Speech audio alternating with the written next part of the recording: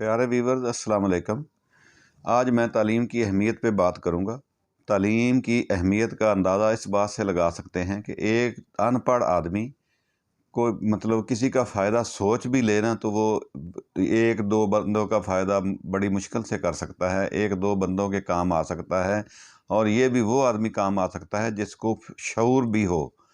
जो अनपढ़ आदमी है उसको कोई पता नहीं होता कि मेरे क्या हकूक़ हैं, क्या फ़राइज़ हैं।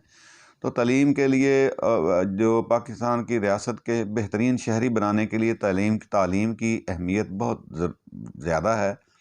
लेकिन इस तालीम की अहमियत को इस बात से भी आप अंदाज़ा लगा लें कि रियासत का आइनी हक़ ज़िम्मेदारी है ये कि रियासत के हर शहरी तक तालीम का हासिल करने के लिए बंदोबस्त करना। और उसके जो दरवाज़े घर के दरवाज़े के करीब स्कूल का, मदरसे का और उसकी पढ़ाई तालीम का बंदोबस्त करना।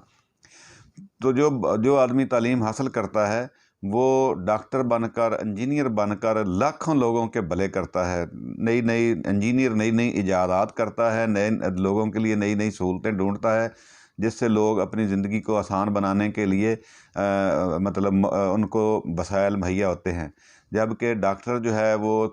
लाखों लोगों की अस्पताल में इलाज करके उनको सेहत की सहूलतें मुयस्सर करके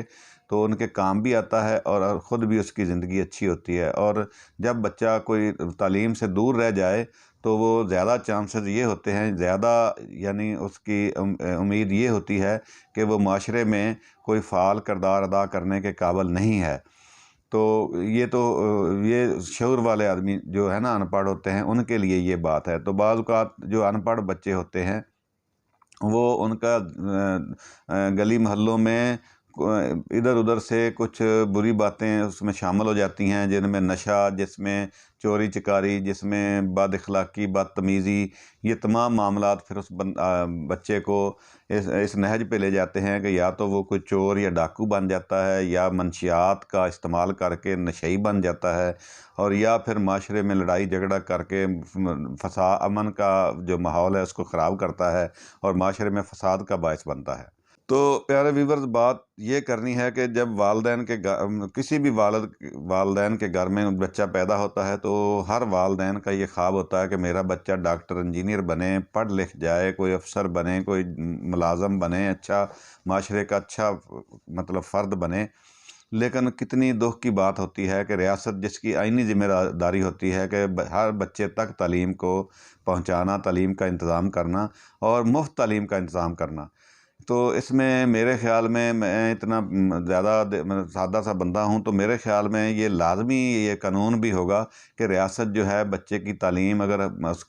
उसको मौका मुहैया नहीं करती तो वो एक किस्म की रियासत आइन की ख़िलाफ़ वर्ज़ी कर रही होती है। तो आज तक मैंने कभी किसी सियासतदान से, किसी से भी नहीं सुना कि जो लोग अब लाखों लोग जो हमारे छोटे शहरों में और करोड़ों लोग जो हमारी पूरे रियासत पाकिस्तान में तालीम से दूर रहते हैं, तो वो बड़े होकर माशरे के लिए क्या कर रहे होते हैं। माशरे के लिए यकीनन वो कुछ अच्छा नहीं कर रहे होते।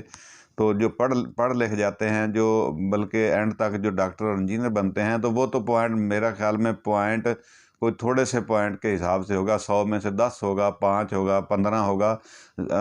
20 लगा लें, लेकिन इससे ज़्यादा कभी नहीं हो सकते, क्योंकि मैंने अपनी क्लास से बच्चों को देखा है जो आगे आए हैं, वो उसका तनासब जो है 5, 7, 10% से कम है।